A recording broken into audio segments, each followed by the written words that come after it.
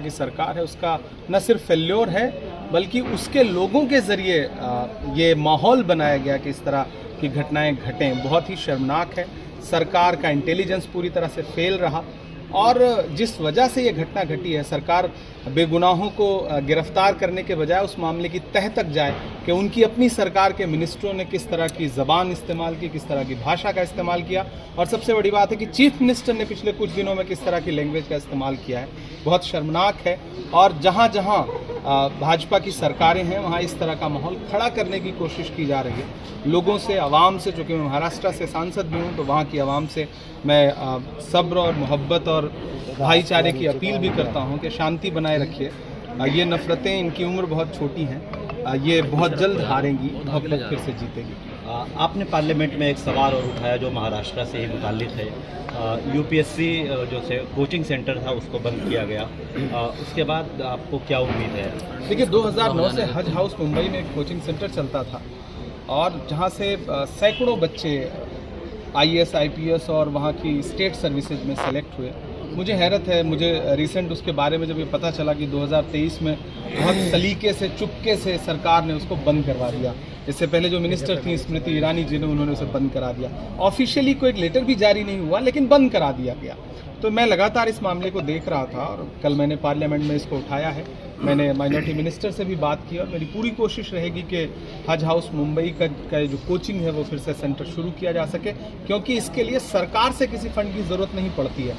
हज कमेटी का अपना एक कॉर्पस होता है जो हाजियों के सर्विस चार्जेस हैं, जो उनसे रजिस्ट्रेशन फीस ली जाती है, उसका जो एक कॉर्पस बनता है उसके एक हिस्से से ये सेंटर चलता है। मैंने कल पार्लियामेंट में मांग भी उठाई कि देश में जितने भी हज हाउसेज हैं, क्योंकि हज के वक्त तो उनमें चहल पहल रहती है, बाकी वक्त वो खाली पड़े रहते हैं, तो पूरे मुल्क में जितने भी हज हाउसेज हैं वहाँ पर इस तरह की कोचिंग और इस तरह के तालीमी सेंटर खोले जाए ताकि काम आगे बढ़ सके और लोगों को फ़ायदा पहुंच सके। मुझे पूरा यकीन है कि बहुत जल्द मुंबई हज हाउस का जो कोचिंग सेंटर है वो शुरू होगा। मैं वहाँ के CEO से भी बात कर रहा हूँ, तमाम जो कंसर्न ऑफिसर हैं उनसे भी बात कर रहा हूँ और मुझे पूरा यकीन है कि सरकार जो है, जब उसको एक भी रुपया देना नहीं है अपने पास से, तो फिर उसे शुरू करने में कोई परेशानी नहीं होनी चाहिए। इमरान भाई, नागपुर में जो मामला हुआ है उसमें जो है छावा मूवी का कितना जिम्मेदार मानते हैं? रिप्लाई कर चुका हूं। उसमें बहुत सारे टूल किट हैं।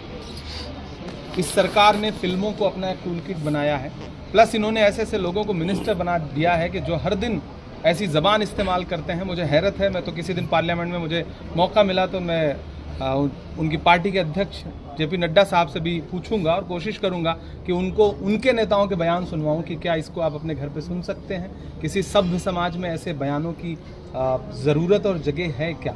लेकिन फडणवीस के जरिए से अभी विधानसभा में बयान दिया गया है कि कोई चादर नहीं जलाई गई थी, कोई कलमा नहीं जलाया गया था। उन्होंने विधानसभा में बयान दिया है। मुझे लगता है इंटेलिजेंस जो है वो उसकी जो जांच कर रही है वो रिपोर्ट आने दीजिए। अगर इतनी बड़ी घटना घटी है तो सबसे पहली बात तो सरकार का बहुत बड़ा फेल्योर है। सरकार की इंटेलिजेंस क्या सो रही थी? क्या कर रही है? नागपुर जैसे शहर में जहाँ 300 सालों में कभी कोई हिंदू मुस्लिम दंगा नहीं हुआ, वहाँ अगर माहौल ख़राब हो रहा है तो इसके पीछे कौन लोग हैं? सरकार जांच करे, उन पर कार्रवाई करे। बात टालने से और बात को घुमाने से काम नहीं चलेगा। एक आखिरी सवाल इमरान भाई, वो लोग कह रहे हैं कि जो यहाँ के मुसलमान हैं वो औरंगजेब को अपना आइडियल मानते हैं। उनके पास होंगे ऐसे लोग, मुझे तो आज तक ऐसा कोई इंसान नहीं दिखा। ये देश वो देश है जो मोहब्बत का देश है। 300 साल पहले, 400 साल पहले इतिहास के पन्नों में दफन कौन लोग हैं? आज जो हालात हैं मुल्क के, आज जो ज़रूरत है मुल्क की, आप 300 साल के पुराने मामले उठा करके जो पिछले 3 साल में, 4 साल में, 10 साल में मुल्क में घट रहा है उस पर पर्दा नहीं डाल सकते। मैं तो आवाम से भी कहूँगा कि इनकी चालबाजियों के चक्कर में मत आइए। ये नाम किसी और का लेंगे और डाका आपकी जेब पर डालेंगे, तो उससे बचिए। ये टूल किट इस्तेमाल करते हैं, ये पहले किसी और का नाम इस्तेमाल करते थे, गाली देते थे किसी और का नाम लेकर के, अब किसी और का नाम लेकर के। ये वक्त सब्र का है, इनके टूल किट के चक्कर में मत फंसिए।